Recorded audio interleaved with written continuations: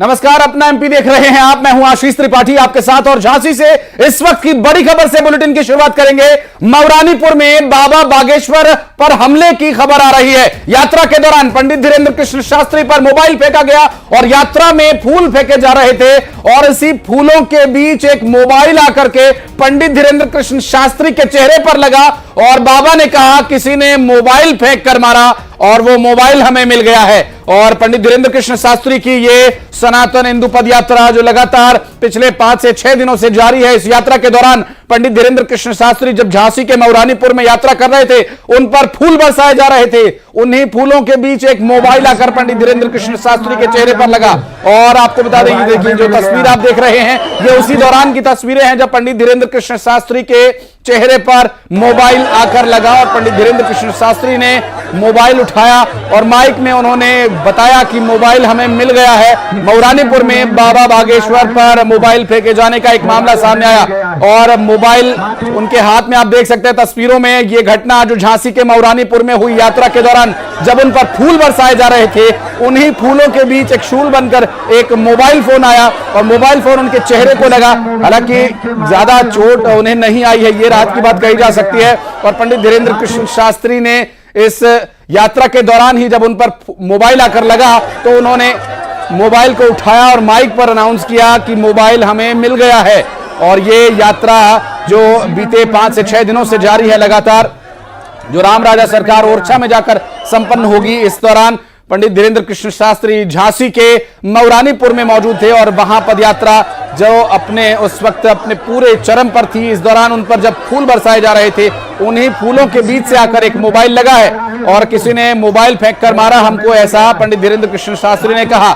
और ये देखिए तस्वीरें जहां पर आप देख सकते हैं लाल घेरे के अंदर पंडित धीरेन्द्र कृष्ण शास्त्री पर मोबाइल आकर लगता हुआ और फूलों के बीच आकर ये मोबाइल फोन लगा। और 2 तस्वीरें इस वक्त आपकी स्क्रीन पर आप देख रहे हैं। पंडित धीरेन्द्र कृष्ण शास्त्री के सुरक्षा के लिए उनके पक्ष में और उनके लिए पाठ किया जा रहा है ताकि पंडित धीरेन्द्र कृष्ण शास्त्री पर किसी भी तरह की कोई अप्रिय घटना उनके साथ न हो। और इस तरह जो हमला किया गया या मोबाइल फेंका गया, ये क्या है पूरा मामला, इस पर और डिटेल्स आगे आप तक पहुंचाएंगे। फिलहाल जो जानकारी मिल रही है उसमें किसी ने मोबाइल फेंक कर मारा और मोबाइल हमें मिल गया, ये बात पंडित धीरेन्द्र कृष्ण शास्त्री ने माइक पर अनाउंस करके कही। और यात्रा के दौरान उनके हाथ में लगातार एक माइक है जो कि लगातार वहां पर जो आसपास वाहन चल रहे हैं उन पर लगे हुए स्पीकर्स से कनेक्ट है, जो लगातार यात्रियों के साथ भजन कीर्तन करते हुए इस यात्रा को आगे चाल्यमान रखे हुए हैं।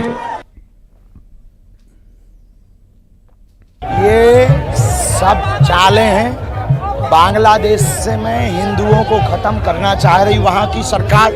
वहाँ के हिंदू बुज़दिल हैं, उनको तुरंत एक होकर सड़कों पर आकर वहाँ विरोध करना चाहिए और उनको तुरंत छुड़वाना चाहिए। और इस प्रकार का कृत्य करने वाली सरकार को मुंह तोड़ जवाब देना चाहिए। बांग्लादेश की सरकार को गलत है। वहाँ के हिंदू अगर कायर ना हो, बुज़दिल ना हो, हमारा वीडियो अगर उन तक पहुँचे, वहाँ के हिंदुओं को तुरंत एक होकर के अपनी ताकत दिखानी चाहिए, तभी काम चलेगा। इसीलिए तो हम इस देश के हिंदुओं। और ये जो बयान पंडित धीरेन्द्र कृष्ण शास्त्री ने दिया, ये दरअसल बांग्लादेश में हिंदुओं के साथ हो रही हिंसक घटनाएं और अप्रिय घटनाएं जिस पर कि लगातार पूरी दुनिया में चर्चा है, ऐसे में पंडित धीरेन्द्र कृष्ण शास्त्री ने उस पर बयान भी दिया। हालांकि इस वक्त इंदौर में भी पंडित धीरेन्द्र कृष्ण शास्त्री के लिए हनुमान चालीसा का पाठ किया जा रहा है। मऊरानीपुर में बाबा बागेश्वर के ऊपर मोबाइल फेंके जाने की घटना सामने आई है, जिसको लेकर के लगातार अब तस्वीरें हम आपको दिखा भी रहे हैं और इस पूरी घटना से जुड़ी जो जानकारी है वो भी आप तक पहुंचा रहे हैं। और किसी ने मोबाइल फेंक के मारा है हमको, मोबाइल हमें मिल गया है। और अश्विनी हमारे सहयोगी झांसी से इस वक्त हमारे साथ जुड़ गए, पहले उनके पास चलते हैं, उसके बाद शैलेंद्र और मिथिलेश भी हमें फ्रेम में दिखाई दे रहे हैं। लेकिन अश्विनी, अभी ये यात्रा बहुत ही सुचारू बड़े सुगम तरीके से चल रही थी, अचानक ये मोबाइल फूलों के बीच से कहां गया? देखिए, यात्रा शुरू होने के तकरीबन 1 घंटे के बाद अचानक पंडित धीरेन्द्र शास्त्री पदयात्रा को लेकर के आगे आगे चल रहे थे, तभी धीरेन्द्र शास्त्री के चेहरे पर मोबाइल तेज से आकर के लगता है। इसके बाद यहाँ तमाम सवाल खड़े हो जाते हैं कि जब पंडित धीरेन्द्र शास्त्री की सुरक्षा व्यवस्था में इतनी बड़ी पुलिस फोर्स को तैनात कर दिया गया है, यूपी और एमपी दोनों पुलिस फोर्स सुरक्षा व्यवस्था की जिम्मेदारी संभाल नहीं है, सैकड़ों की संख्या में सुरक्षा का घेरा चल रहा है, आखिर इसके बाद भी कैसे धीरेन्द्र शास्त्री के चेहरे पर आकर के मोबाइल लग जाता है, या यूं कहें कि फूलों की आड़ में मोबाइल से हमला हो जाता है। खुद धीरेन्द्र शास्त्री बात कह रहे हैं कि उनके ऊपर मोबाइल से हमला हुआ है और मोबाइल उनको मिल गया है। तो जिस पर हमला हुआ है, अगर वो ऐसा इतनी बड़ी बात बोल रहा है, तो कहीं ना कहीं सुरक्षा व्यवस्था पूरी तरह से सवालों के घेरे में आ गई है। यूपी और एमपी दोनों पुलिस इस समय सवालों के घेरे में खड़ी है, क्योंकि बड़ा मामला है, बड़े बड़े बयान दे रहे हैं। बांग्लादेश में हिंदुओं पर अत्याचार की बात हो या संभल में हिंसा की बात हो, कड़ी प्रतिक्रिया बाबा बागेश्वर धाम दे रहे हैं। इस सब के बावजूद अगर हमला हो रहा है तो कई सवाल खड़े हो रहे हैं। फूलों की आड़ में भी हमला हो सकता है, आज मोबाइल से हमला हुआ है, कल किसी और से हमला हो सकता है। तो कहीं ना कहीं अब यहाँ से धीरेन्द्र शास्त्री का जो यात्रा अभी 3 दिन और होनी, 28 तक होनी, ओरछा में यात्रा का समापन है।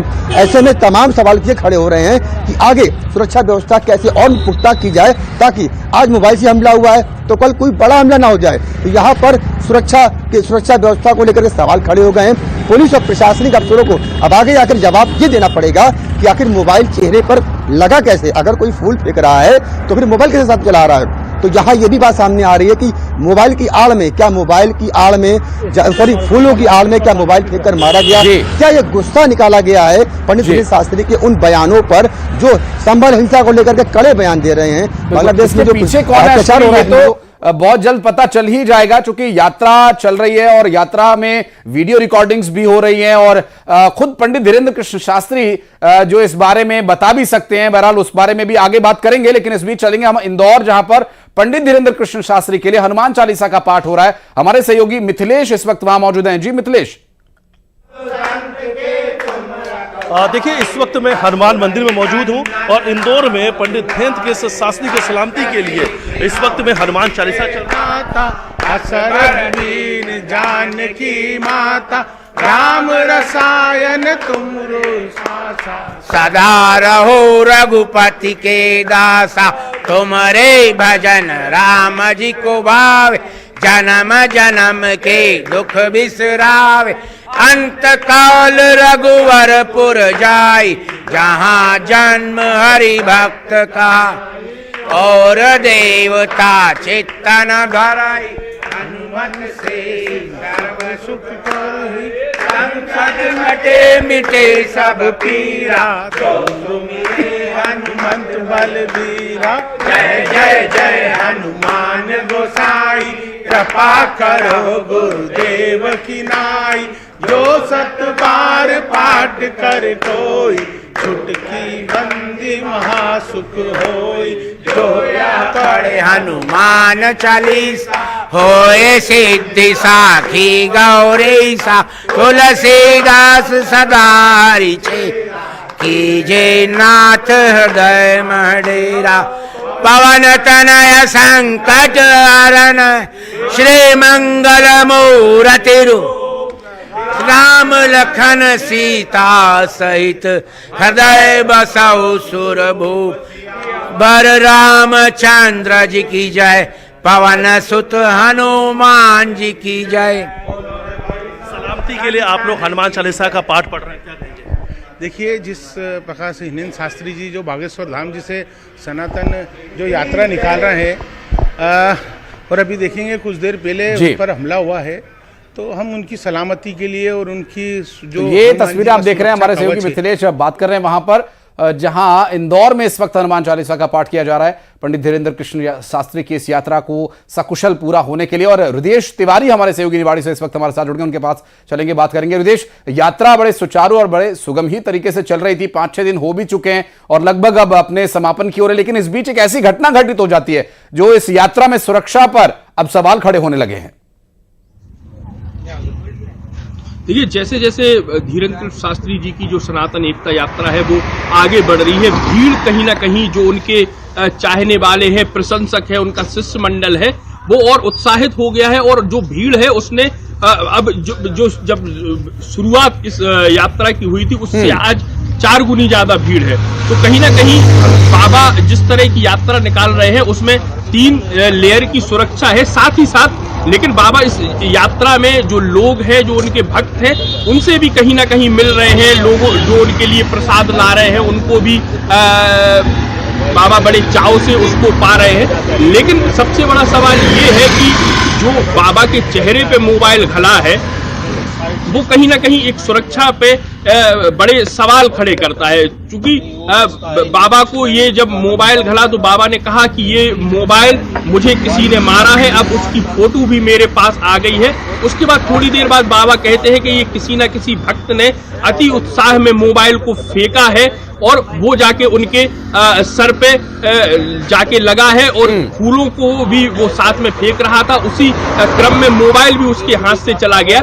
लेकिन अब मोबाइल को जब्त कर लिया गया है। सुरक्षा जो एजेंसियां हैं उनके पास मोबाइल है। अगर ये कहीं से किसी भी व्यक्ति का संदिग्ध लगेगा तो निश्चित तौर पर बाबा की भी सुरक्षा को बढ़ाया जाएगा और जो संदिग्ध व्यक्ति है उस पर भी कार्रवाई की जाएगी। स्वाभाविक है। और ये जो पूरी घटना घटित हुई है इससे कुछ ही देर में सनसनी पूरे क्षेत्र में फैल गई है। भोपाल चलते हैं, हमारे सहयोगी शैलेंद्र भदौरिया इस वक्त हमारे साथ मौजूद हैं। शैलेंद्र, ये एक ऐसी घटना घटित हुई जो यात्रा चर्चा में इस बात को लेकर की थी कि हिंदू सनातन एकता के लिए यात्रा निकाली जा रही है और इस यात्रा में सुरक्षा के तमाम इंतजामों के बाद इस तरह की घटना घटित हो जाती है, तो एक बार फिर से सुरक्षा पर सवाल उठ रहे हैं।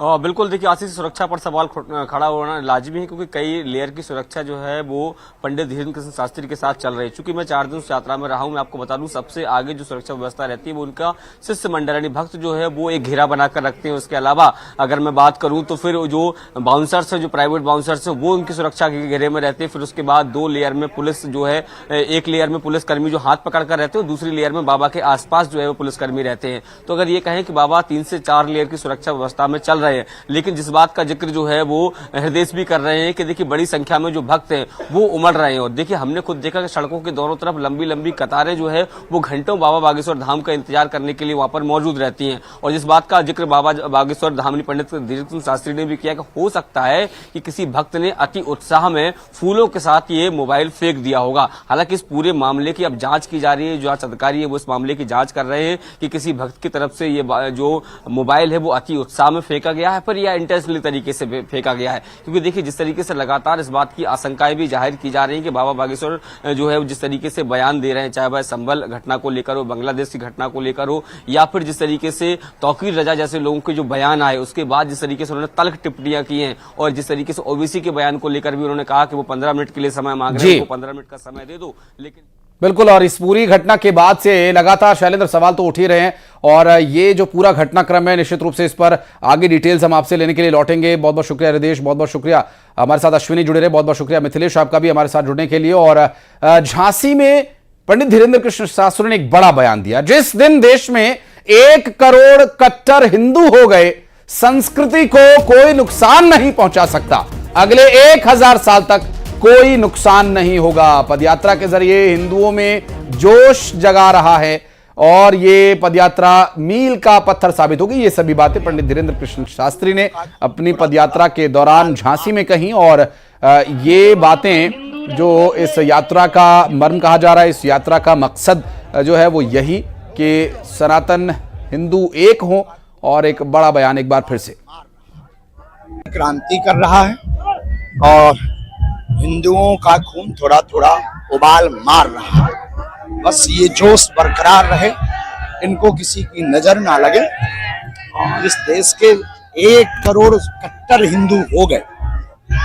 हम इतना दावे के साथ कह सकते जो हमने प्रपोजल बना रखा है कि 1000 साल तक हिंदू संस्कृति को कोई मिटाना तो दूर की बात, छू तक नहीं। संभल की घटना जो हुई है उसमें जो पत्थरबाजी की है 20% लोगों ने, उनको इलाज क्या हो सकता है महाराज? देखिए, कानून ही एक ऐसा इलाज है जो ऐसी घटनाओं पे रोक, ये पीले कुर्ता वाले दादाजी को रोक लगा सकता है। कानून के अलावा कोई उपाय नहीं है। कानून को ठीक तबीयत से उनकी पूजा करनी चाहिए। राष्ट्र और देशद्रोह का। और बढ़ते आगे, पीएम के समर्थन में आईएएस नियाज खान ने एक पोस्ट डाला है। दरअसल मुस्लिम महिलाओं को पीएम का उपकार नहीं भूलना चाहिए, उन्होंने अपने पोस्ट में इसका जिक्र किया। 3 तलाक पर कानून बनाकर पीएम ने तोहफा दिया और 3 तलाक से महिलाओं की लोहे की जंजीरें काट दी गई। 3 तलाक पर बना कानून अब खत्म नहीं होगा। आईएएस नियाज जो लगातार अपने विचारों, अपनी किताबों, अपने लेख, अपने पोस्ट को लेकर अक्सर चर्चा में रहते हैं। एक बार फिर उन्होंने एक पोस्ट डाला जिसको लेकर अब चर्चा है। दरअसल ये पोस्ट प्रधानमंत्री नरेंद्र मोदी के समर्थन में मुस्लिम महिलाओं को संबोधित करते हुए किया गया है और उनका यह कहना है कि मुस्लिम महिलाओं को प्रधानमंत्री नरेंद्र मोदी का उपकार नहीं भूलना चाहिए, जिन्होंने 3 तलाक जैसे संवेदनशील विषय पर न सिर्फ कार्रवाई की और मुस्लिम महिलाओं की जो बेड़ियां या जंजीर बन गए थे उन्हें काटा है। ये कहना है आईएएस नियाज खान का।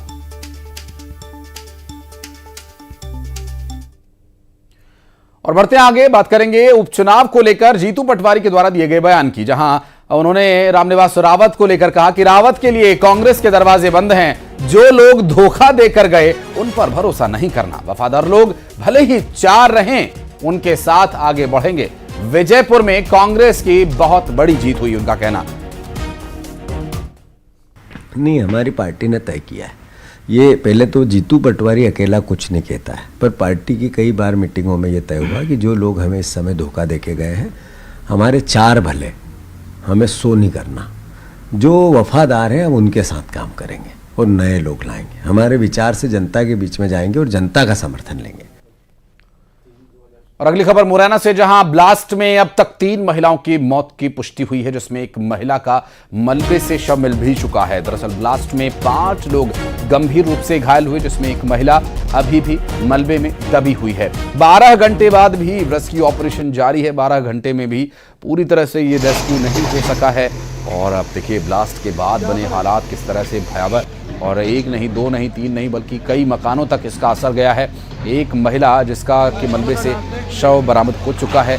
ये दुर्घटना मुरैना में हुई, जहां घर में रखे हुए पटाखों में ब्लास्ट होने की आशंका जताई जा रही है। 2 तस्वीरें इस पूरी दुर्घटना के संबंध में जो सामने आई हैं वो हम आपको दिखा रहे हैं, जहां पर आप देख सकते हैं कि हालात किस कदर बिगड़ चुके हैं। और हालांकि रेस्क्यू ऑपरेशन बीते 12 घंटों से लगातार जारी है, लेकिन अभी भी रेस्क्यू ऑपरेशन जारी है और इसमें कुछ और समय लग सकता है, क्योंकि अभी तक की जो जानकारी है उसमें दिखाई दे रहा है कि काफ़ी समय यहाँ लग सकता है। और इंदौर में पुलिस ने एक चाकूबाज का जुलूस निकाला, जिसने कि एक शख्स के साथ मारपीट की थी और चाकूबाजी वाली जगह पर पुलिस ने ले जाकर उसका जुलूस निकाला। शराब के लिए पैसे नहीं देने पर चाकूबाजी की थी और एक विशाल नाम के शख्स के साथ मारपीट की गई थी। और इस पूरी तस्वीर को आप देखिए, जहां पर ये चाकूबाज शराब का नशा करने के लिए एक शख्स से पैसे मांग रहा था और न देने पर उसके साथ मारपीट तक की।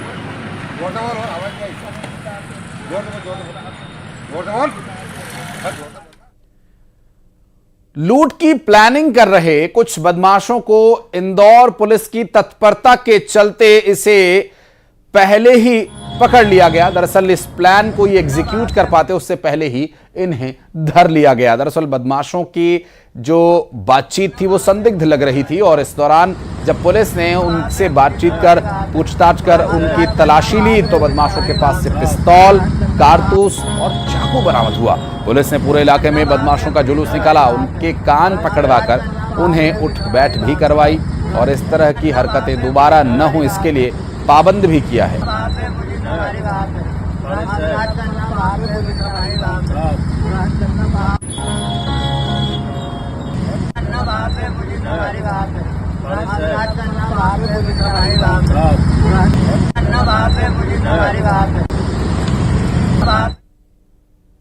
और दमोह से बड़ी खबर, शादी समारोह से लाखों के जेवर चोरी होने की घटना सामने आई। दरअसल चोरी की ये वारदात सीसीटीवी कैमरे में रिकॉर्ड हो गई और कर्मा हिट्स अगेन। सीसीटीवी कैमरे में जो चोर दिखाई दे रहे हैं, दरअसल जब ये चोरी करके जा रहे थे हादसे का शिकार हो गए। सूचना मिलने के बाद जब पुलिस मौके पर पहुंची, इलाज के दौरान एक चोर की मौत हो गई और चोरों से जेवरात का बैग भी बरामद कर लिया गया है।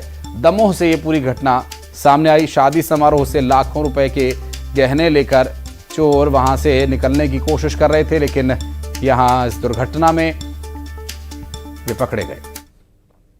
और शाहजहांपुर से बड़ी खबर, जहां फ्रॉड कॉल से साइबर ठगी की कोशिश की गई। व्यापारी को कॉल करके पैसों की डिमांड रखी गई। सीबीआई ऑफिसर बनकर के व्यापारी से पैसे मांगे गए और आरोप यह लगाया गया कि व्यापारी को डराने के लिए कि उसके बेटे ने एक लड़की से रेप किया है और पुलिस की कार्रवाई से आपको बचा सकते हैं, लेकिन उसके लिए आपको कुछ पैसे देने होंगे। और ठग ने बताया खुद को महाराष्ट्र का सीबीआई अफसर। और एक बार फिर से प्रदेश की सरकार कर्ज लेने की तैयारी में है। 5,000 करोड़ का कर्ज लेगी मोहन सरकार। आज ई ऑक्शन के जरिए यह कर्ज लिया जाएगा। स्टॉक्स को आरबीआई के पास गिरवी रखकर कर्ज दिया जाएगा और कल तक ये रकम खाते में आ जाएगी। 11 महीने में 40,500 करोड़ रुपए का कर्ज सरकार ले चुकी है।